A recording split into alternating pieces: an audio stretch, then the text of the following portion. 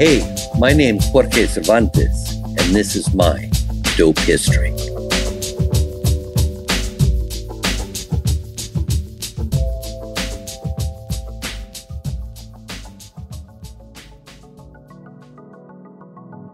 Jorge Cervantes is known as a prolific cannabis author around the world, but his story began in a small rural town on the West Coast. It was in this conservative environment that he was exposed to cannabis, and it was there that he took his first toke. Like many kids raised in the 50s and 60s, he was taught many of the common lies about cannabis, and having experienced otherwise, the lens through which he viewed things shifted. Jorge went abroad to study at a young age. It was during this time that he discovered cannabis from different regions of the world.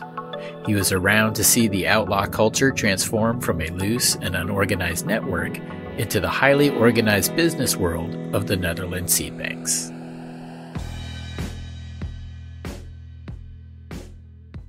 The early years, I grew up in a small town, Ontario, Oregon, and it's a farming community, high desert, about 2,100 feet above sea level.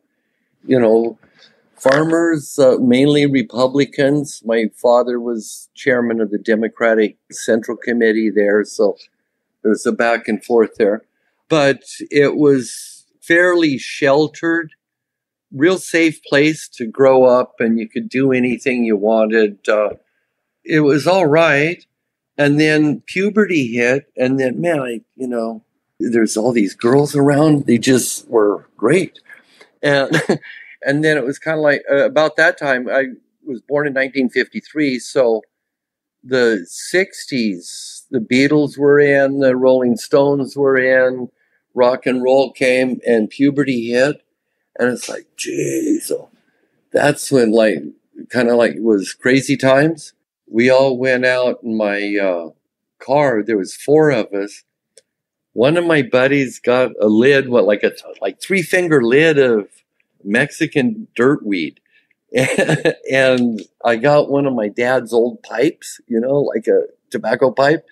And we all went on, just cruised around and puffed it because there wasn't any place to go. Nobody had a house to go to. You had a car.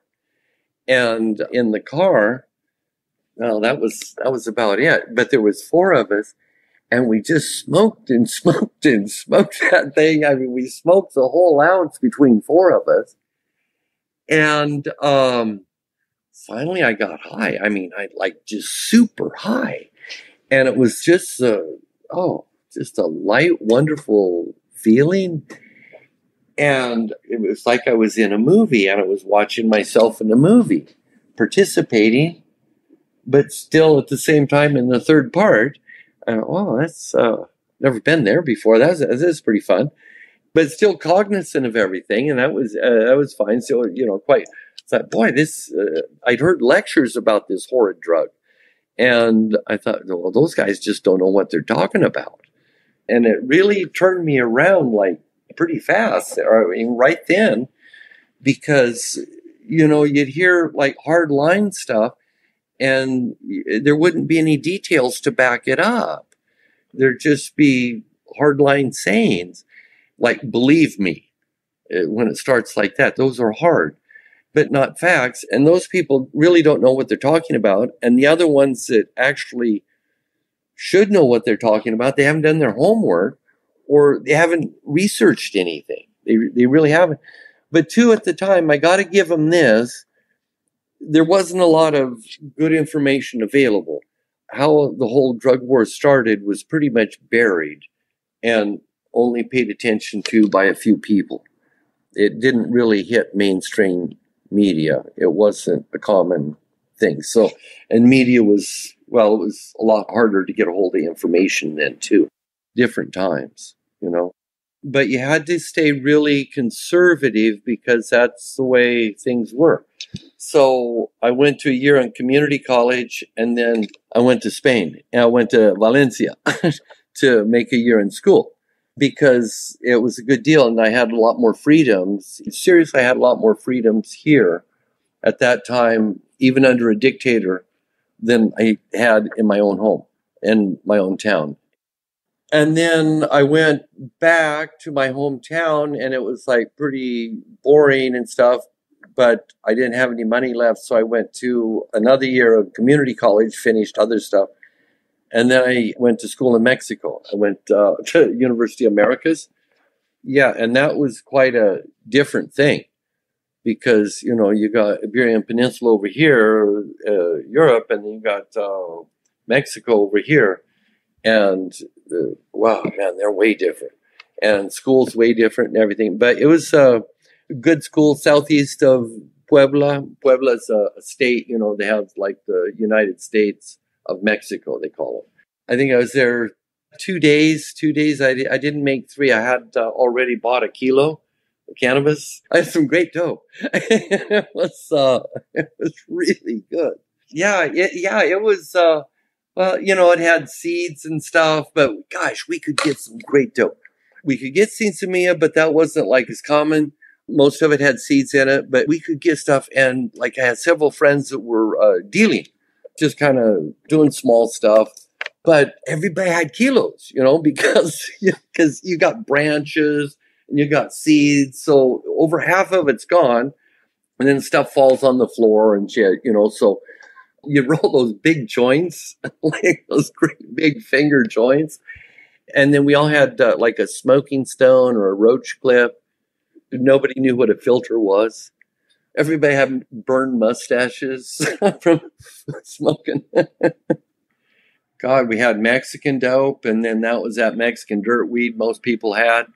And then after that, Colombian came, you know, after the emerald market crash when they deregulated it. Everybody started growing cannabis there. They started exporting it. They were growing a bit, but they were exporting it then, yeah. And it was just better. And then after that, it was homegrown, but nobody could tell males from females. And nobody knew when to pick it or anything, so it was always leafy. And then there was rainbow. That was Mexican dope, Colombian dope, and homegrown. And it was like 3 colors. That's rainbow. There was sinsemilla too, you know, that started. There was a book, it was sinsemilla, it was a big deal. And that was in the 70s, late 70s, I think. But a lot of other people didn't know male from female. Sometimes they would pick them, sometimes they wouldn't, or there'd be rogue stuff. And most of the seeds were bad. Nobody had done a lot of domestication of seeds or work with genetics. But there was a few people like Dave Watson, you know, had made haze early on. And then Mel Frank had done a bunch of stuff with Afghanis. And then early 80s, really, Neville started putting stuff together because it came together right about that time. And kind of like everybody kind of knew each other, except a lot of people just like were hiding. Yeah, because it's really weird how the seed stuff grew. Because there was all these little, like you could call, you know, autonomous areas that would have different seeds and different varieties. And once in a while they get moved for, you know, across the nation. But there'd be these nucleuses of different stuff all over the place. And then that all was concentrated in the Netherlands. And then later it spread out to Vancouver. And that was, you know, really thanks to Mark Emery. I mean, he was really the guy that pushed all of that, you know. But that was the seed stuff, and that changed everything. You know, people really got into it a lot more. And then, too, the internet came in, and the forums were really big. There used to be overgrow.com. That was great. And that was out of like a suburb in Toronto, and people could make private deals in the chat section, you know, like back and forth privately. And then publicly they could say other things, you know, but there was, basically there was only what kind of, censorship? Asshole censorship. Somebody's an asshole. They don't like it. But that was about it. Yeah. You know. Or wanker censorship. Yeah, that's better. Wanker. Jorge Cervantes has authored 50 books and DVDs in 12 languages, and his Marijuana Horticulture handbook is widely known as the Grow Bible. He started by self-publishing his work, and from there was able to sign with professional printers who could also handle distribution. Although his work had been translated to dozens of languages, there were many countries where his books were banned. That didn't stop him from trying to ship his work, but it didn't always reach the final destination. There were other risks associated with being an author of books detailing the methods of growing this illegal crop. In 1989, Operation Green Merchant swept the nation, and these types of materials and those providing them were targeted. Over his many years documenting thousands of grow rooms, Jorge has seen the technology advance from using traditional film to digital cameras. But did you know Jorge Cervantes has published grow books under another name? I'd moved back to Portland, Oregon. I had been growing for a couple of years, and I was out of school, or I was out of university, so all I knew how to do was, I didn't study plants, but I liked them a lot. I had a garden business up in Portland. I was cutting trees. You cut things up there because there's a lot of trees. Or things grow, so you cut them. Like in Seattle, you cut them more than make them grow. And then, I started growing in the basement, and it seemed like a pretty good deal. And so I was growing. I thought, God, I've been in this for a few years. Like I go for, 8 months, 12, 14 months, and then there'd be a problem. You lose all your money for some reason, right? So, because it was kind of like, you have problems, don't need to talk about those. Fuck it. Anyway, indoor growing got to be a big thing. And it was like just a few people were into it, a few more and more all the time. But a lot of bikers dominated it, especially at first, a few other people, but it was always kind of a close thing. I thought, man, there's just not enough information. And there was one guy, Steve Murphy. He's a good buddy too, real good guy. He has the Indoor Sun Shop over there in Ballard. Anyway, they have 50-year anniversary this year. I saw him this summer. Yeah, it was great. But he had How to Grow the Finest Marijuana Indoors. That's right. But he changed his name, Murphy Stevens. I can say all this stuff now. You couldn't say it before.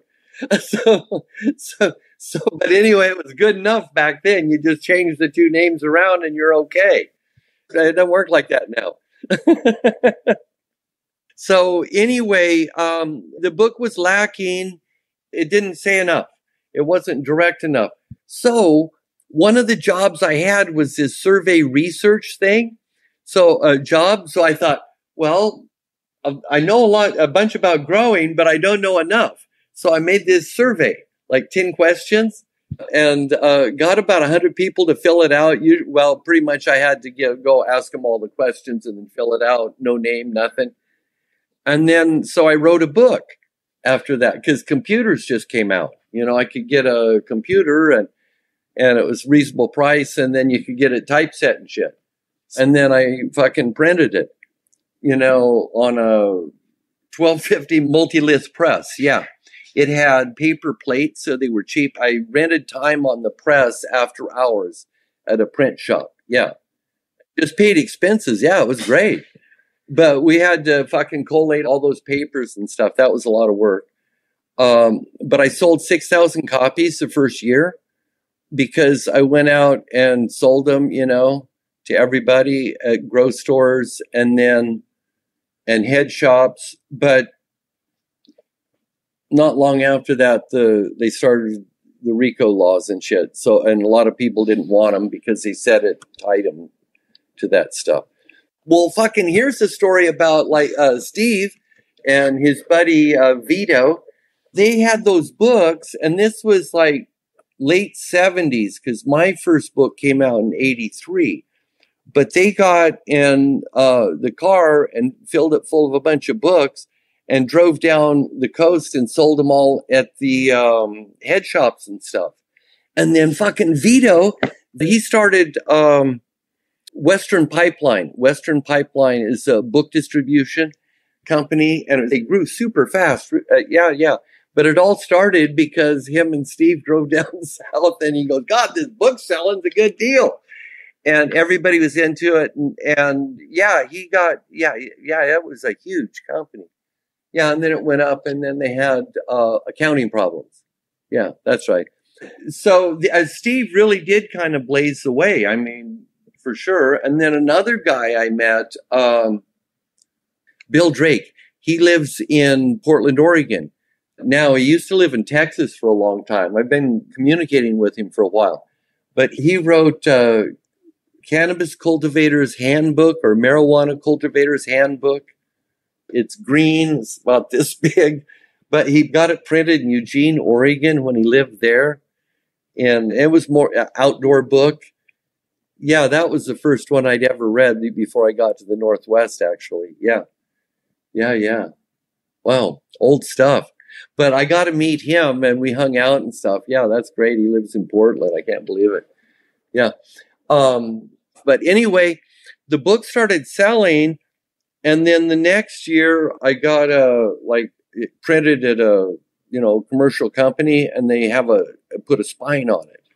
And I don't know if I have any of those old ones. I got them, but I just don't know if I can find them real quick. The Dutch ones, because that was my first foreign edition, was the Dutch one, and it started 88. And that did well. I mean, Netherlands isn't very big in the cannabis growers market. It's just, a fraction of the puffers market, right? So it's still a bestseller. They were calling it a bestseller. It sold like 2,000 copies the first year, and which was, for Netherlands, a heck of a lot. Yeah, everybody had it. It was great. No, I don't think about most of this stuff all the time. I mean, very, very often, to be honest. In fact, I had no idea I'd published 50 books. I thought it was like 34, 35, something like that. I didn't really pay attention. And then I sat down and got them all together and thought about the years and oh man, there's over 50 of the things, a lot of foreign editions, German, French, Dutch, Italian, Russian, Japanese, for sure, Spanish. That was, a big one. Yeah, there's quite a few of them. We had problems selling books to the grow stores, the hydroponic stores, because they couldn't carry a cannabis book, or they were afraid to, because it would tie them into racketeering law. So what I did is I made a parallel series of books that were straight. I just changed a few things. But it's kind of funny with cannabis, I mean, it's got a male and a female plant. It's a small group of plants, and it's also photoperiodic reactive, right? So there's a smaller group of plants that fits both of those categories. But, it seemed to work. I could do all this stuff, and it was kind of funny. But yeah, I did quite a few of those. I did a series. I did a gardening indoors series. It's a thick one. And it's interesting because all of the growth stores, all of the employees read my books because it's basically a blueprint to growing indoors. It had all of the details, everything in real, straightforward, honest manner, right? So everything we knew at the time was there. So everybody read it, and the straight one too. So it was really a good deal. And then I did 4 little books. They did okay. Yeah, they did okay. They were specific subjects. There was a rock wool, CO2, HID light, and cuttings. Yeah. And they were like smaller subjects. But, they did actually pretty well. I didn't translate any of those. Yeah, they weren't good for the other markets. Did a hydroponics book, quite a few stuff. But straight ones I'm talking about.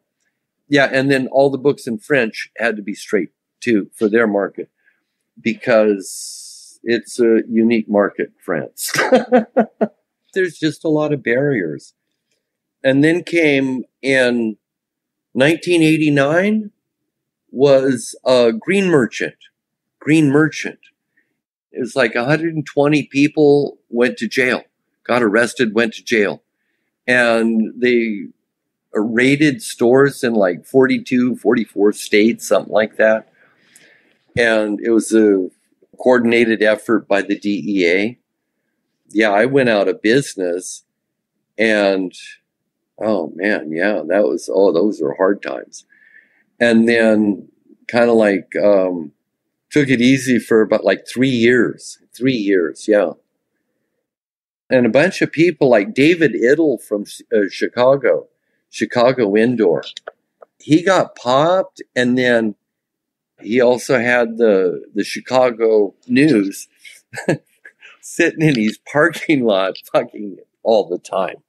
And he was harassed.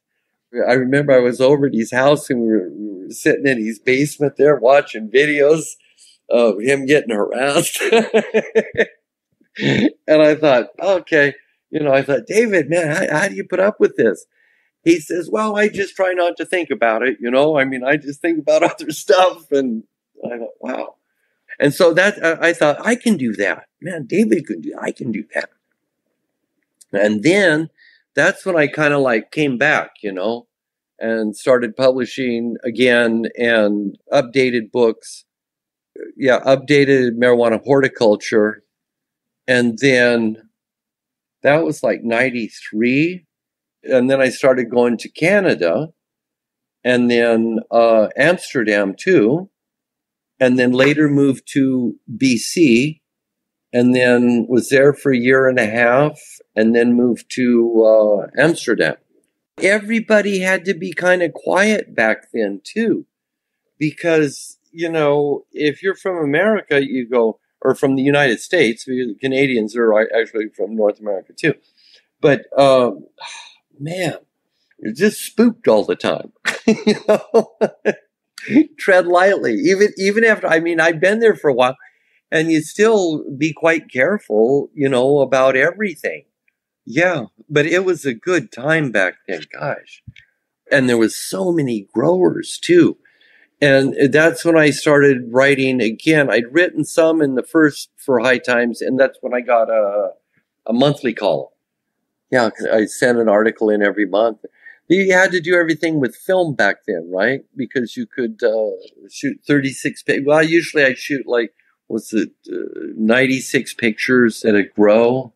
Yeah, but it was all on film, color film, always Fuji film, had better greens. Yeah. And, printing problems, censorship problems. Garden writers censored me every time I'd enter. I had to remind them, of a disclaimer in my books, and also, it's a free fucking country, give it up, guys. They'd probably be like that with orchid growers. Those are the worst.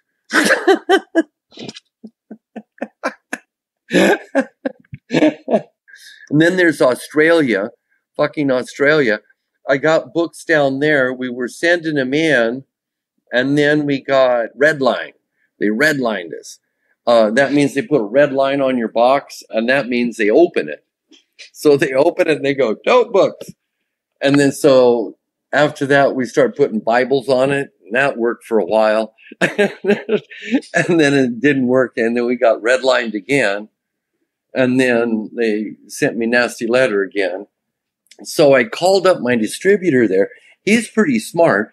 He goes, I said, well, how are you going to deal with this? And he goes, well, I found out how much their budget is, first thing. And then we're just going to run them out of money. Took them 3 years. 3 years. We had them in for 3 more years. Yeah. But it just, it's just been a struggle. And then there was the bikers. I'm not going to say. But they copied an edition too. And I called those guys up, and they told me to come over and talk to them. And so I decided not to. So it's just, it's just like difficult stuff. And then we get on for my books, we get on the theft list, because everybody's stealing because they're afraid to buy them during Prohibition. That is weird. So then they get on the theft list, and then they put them behind, and so you have to get a key to open them up, and then you have to buy them, and then so the sales slow down. Yeah, yeah. And it used to be we couldn't get them up into Canada, and I got to thank Mark Emery for that. Yeah, they used to I'd send them up there. I tried a bunch of stuff, and they'd always get them, and they just beat them up and send them back. And it's COD, damn it. Vancouver, BC sits just an hour north of the United States. It has an international airport, and it was a popular refuge for cannabis entrepreneurs in the mid-90s. Mark Emery openly had his cannabis lounge, and the authorities were rather tolerant of cannabis-related activity at the time. The underground world was full of interesting characters in those days. Somewhere in the mix fit people like Jorge Cervantes, Reader Steve, and a handful of others. Lower East Hastings was the spot much of the underground activity transpired. Coincidentally, it also happened to be the place where Jorge shot his first video series for High Times. Vancouver was a hotbed in 95 and 96, and in this next piece, Jorge gives us a taste of that era. I was up there in Canada. I lived up there for about a year and a half in Burnaby, right next to Vancouver. I go down there to Lower East Hastings. Mark Emery had a store there. The bank was on the corner. It used to be the tallest building in the British Empire in 1901 or something. That bank over there. Somebody had bought it, and some growers had bought it or something. I don't know, but we had access to it. That's where we filmed the video. My first video with High Times, the ultimate grow video. And then when we were filming it, Mark Emery got popped. The DEA came, the RCMP, everybody. So we just all went out the back door because we thought, well, we better not hang out over there. We were watching for a while and then thought, those guys are starting to look around. We better leave. So we left. But it was like pretty loose then, I mean, we weren't doing anything illegal, but it's, sometimes you just don't hang around. You should see them do a bust. They knock on the door. They don't have a bludgeon to break the door open. They just wait. Or that's what they used to do. Yeah, I don't know. I mean, that was a long time ago. Yeah, they wait. They do surveillance and stuff.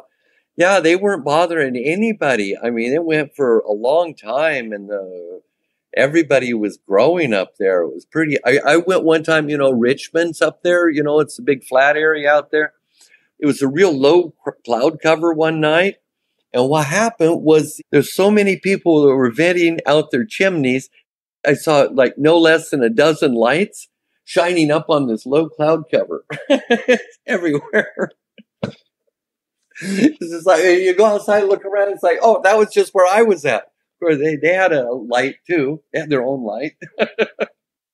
And people were smuggling too. There was a lot of smuggling. There was like they'd do a runner. There was another guy.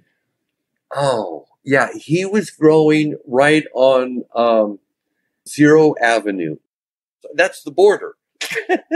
You go on the one side, you go on the downside, well, that's the United States. You go on this side, it's Canada. But, it's like there's fields and stuff, it's people's well, not their backyard, but it's a field, there's a road, Zero Road, and then it's the border. That's what it is. And then the bikers, too. The bikers are up there, the Hells Angels. Hells Angels have a big presence there. Oh, yeah. And there's also Asian gangs there. It's just the lay of the land. That's kind of what you got to put up with, or that's what's going on, And so anyway, the time in Canada, I'm just thinking back, gosh, I wrote the articles for High Times, hung out there, visited gardens, made quite a few friends. Gosh, yeah, I haven't. In fact, I saw Kelly, I saw him a couple years ago in Portland. Kelly Zastowny he had Western Water Farms. I don't know what he has now. He's always been distributing, big distributor there. Yeah, he's always fun to hang out with. And also Breeder Steve was up there back then. They had that place up on Indian Arm, right on the water. You could go, we go scuba diving. Yeah. Yeah, and that was a great house. It was right on the water. The cops would come by with the big spotlights, spotlight the house. They used to do that. Yeah, that was old times. But those guys, yeah, Steve and his buddy ate an ounce. They made like a big batch of brownies, and it had an ounce or two in it. They ate the whole thing. And then went on a hike, and about 45 minutes later they were pretty blasted, so they decided to turn around. One of them made it in the house and the other one didn't. And it's always raining up there, so and it was like everything was going on in BC when I was there. It was like 90, 96, 95, 96. And then Amsterdam, I was there for a year and a half, almost not two. And Amsterdam was a cool place because everybody was going from BC to Amsterdam to get seeds. That's when the seed market was like really taking off, because there wasn't a good supply of seeds in BC. Yeah, and they were bringing them over and then shipping them back to the U.S. Or a lot of people were driving up across the border. That was before terrorism hit and stuff. Yeah, it was just a whole different world. Yeah. Old times.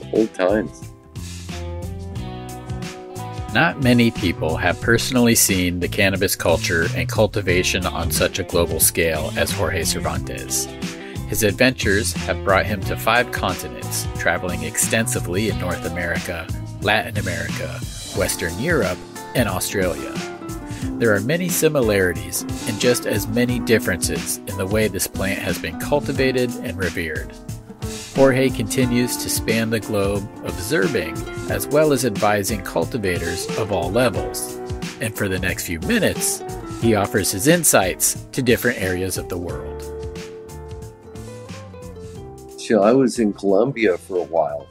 A few years ago, I spent about 4 months mainly in the West, in Cali and in Valle de Cauca and Medellin. I was there for a while. I did a few things there in Bogota. I really don't know.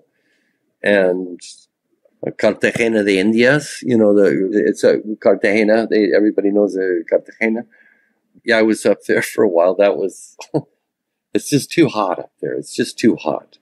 It's pure tropic, Yeah. They had the biggest fort in South America. And it was also the biggest slave port in both of the Americas. It's a real interesting place. The harbor there is real interesting. Yeah. Yeah, they had, different ways to defend it. It took forever for them. And they had a big swamp behind it. Everything's different there. It's a whole different world. Yeah. They've got the best geography. That's where the Andes split in two, and the whole big part of the eastern part is selva, jungle. And there's, a lot of people into growing cannabis there. It's, oh man, a lot of companies went there. And it's legal. You can grow up to 20 plants there. Everybody says grow 19, right? But yeah, you can grow that many at home. But they don't really have a cannabis kind of a culture thing at all. You don't see a lot of people puffing it. You just don't. They just don't have that in the nature of the culture. Yeah, it's different. Same with Peru. More so in Mexico is more of a cannabis culture, but that's, I think, a lot of influence directly from the U.S. but I just didn't see that big of a influence. And Chile and Argentina, they're different. They're different. They have a bigger influence, yeah, of cannabis, yeah. They have a big fair in Chile every year. Yeah, South America, it's all over the place. Stuff just moves slow there. Yeah. I hung out for a couple weeks up there in El Valle de Cauca, and that's where they grow like literally tons of cannabis, like tons and tons, yeah. And we cruised around. I got this guy, Moreno, and he borrowed a motorcycle, but the battery didn't work, so we had to run it to get it started. But we cruised all over the place on that baby. Yeah, and oh boy, I mean, there'd either be coca plants or cannabis, anything that was cultivated. And it was pretty much, in that area, they didn't grow so much coffee, but other places, but it's kind of like a commodity there because it's on Indian reservation and it's a confederation of tribes. So they can grow cannabis there and they can also grow coca there. Then they sell it to the mafia because they can't get it off of there. And then everybody gets their palms greased. Yeah. But they were selling it for like, when I was there, $7 US a pound. And it's okay. It's about 8 to 12%. And most of it's moving to Brazil because it's way better than the Paraguay dope. Yeah. So anyway, but yeah, but they just weren't getting anything for it, you know. But it's kind of like a commodity because they sell coca leaves, or they sell coffee, or they sell cannabis, but they're about the same price. They're doing the same thing. The Colombians do the same things always. Like for coffee, they form a cartel. They're the funnel where everything goes through, and they'll own the land and stuff. They do it for sugar, do it for coffee, they do it for cocaine. Now they do it for cannabis. You know, it's like, and then it's like some people get paid more than others. But that's all kind of like over now because the United States, it's legal in so many different states that it's not really an issue. And, you know, they've got so many fairs going on, and then it's legitimate in so many places. The whole profile's changed. It used to be, you know, a small group of people. But that's kind of like you're on the fringe of the sleazy area. That's where you have to go, you know, at that time. Yeah, at that time, you know, and that's the way it is. For years, it's been like that. It's been like that here in Europe, too. Yeah, yeah. They keep us out at Cornellà here at Spanabiz because that's that's the best place to be. And it's like, you know, a suburb outside of town in an industrial area. Yeah, that's where the fair is. And it works great, you know. Yeah, it works great. Yeah, and it was the same in Netherlands. Most places except for Switzerland and Austria. Yeah. The other fairs, I'm not sure. Because there's one in Czech Republic. Yeah, yeah. But Canatrade in Switzerland and... Yeah, anyway, they let you hang out downtown. Or in a real nice place, yeah. To go back to Czech Republic, they're going to follow Germany's lead. They're like that with Germany. And so whatever Germany does, they're probably going to do. And they've been pretty loose about stuff. See, the drug war never reached those guys. And so then I was like, what the fuck's that? They don't have any brainwashing. So it's not an issue to them. The other countries, Hungary, a bunch of guys show up from Hungary at the Austrian fair. It's like kind of like a whole different drainage and different history and stuff over there. So you get different guys that come over, and it's not as far to drive either. You know, I was up at a fair there earlier this year. Where was in Amsterdam? It was Green Tech. It used to be NTV. It's the big horticultural fair up there, big greenhouse fair. Oh, tons. It's huge. And we have our own cannabis section now. It's like, and before it was like, kind of like hard. They weren't so nice, but now they are. Everybody's really nice. It's great. It's pretty amazing, all of the stuff they've done. And they stick together too, Dutch guys. I've got quite a few Dutch friends, and they got kind of like a group, They just stick together. Be like the Basque guys here. The Basque guys stick together. Yeah. But the Dutch, definitely. Yeah. Jorge has seen the good, the bad, and the ugly when it comes to grow rooms and design.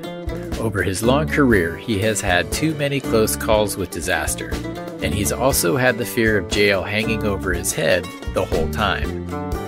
Now, with legal markets, he's able to enjoy the freedom that it brings. He's surfed the plethora of websites offering cannabis cultivation information, and he was also able to grow at home without worry of losing all of his possessions. Jorge Cervantes has coached thousands of growers to a successful harvest, and his work will continue to educate and inspire long into the future. We've all had great moments with cannabis, and Jorge is no different. Best was, I don't know, it's maybe the first time I got high, it was so pleasant and memorable. Or maybe when I smoked that haze. Neville gave me some haze one time. I was going to Amsterdam, so he gave me a nice big branch of it. And I smoked that, and it was just so great. That lasted about a week. The effects, it was minty, piney kind of a flavor, as I remember, but real aromatic, and it had, you just kept getting higher. But you're still crystal clear, but it didn't like level out. It was really nice. And, and then you smoke something, and you wouldn't want to smoke it for a while because, it was enough. That was really good. Probably one of those two. Yeah. Bad experience. Let me think. Probably the worst, I don't know, that one's kind of like a cumulative thing. And that's the fear of going to prison. That was just in my mind for so many years. It's just hard to get over sometimes. But, that was there. During Green Merchant, that was horrible. You lose friends. You can't communicate with people. You have to hide, basically. Go on the lam. It wasn't quite that bad. You just can't put your head up. That's all. Yeah, it's just difficult. So that's probably it. Just cumulative thing.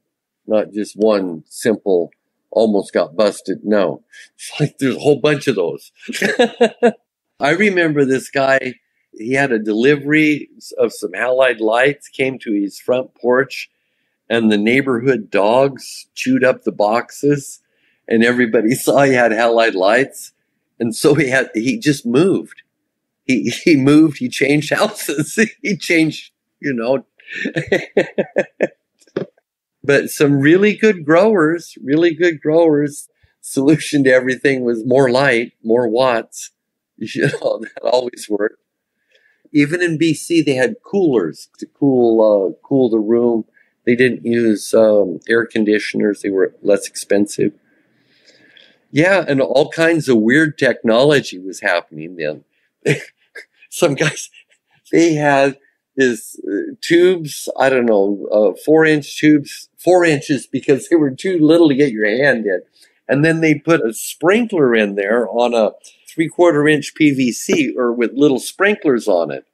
And they had all of this stuff in basements. I saw, a whole bunch of floods, because people didn't have their siphoning stuff sorted, You didn't want them to have, the flood and drain.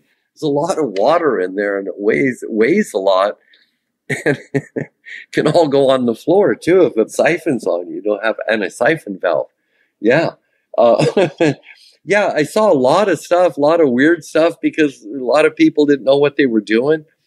Yeah, I mean, and then other people did. They were doing a lot of production as well. Yeah. I mean, it was all over the place. It was all over the place.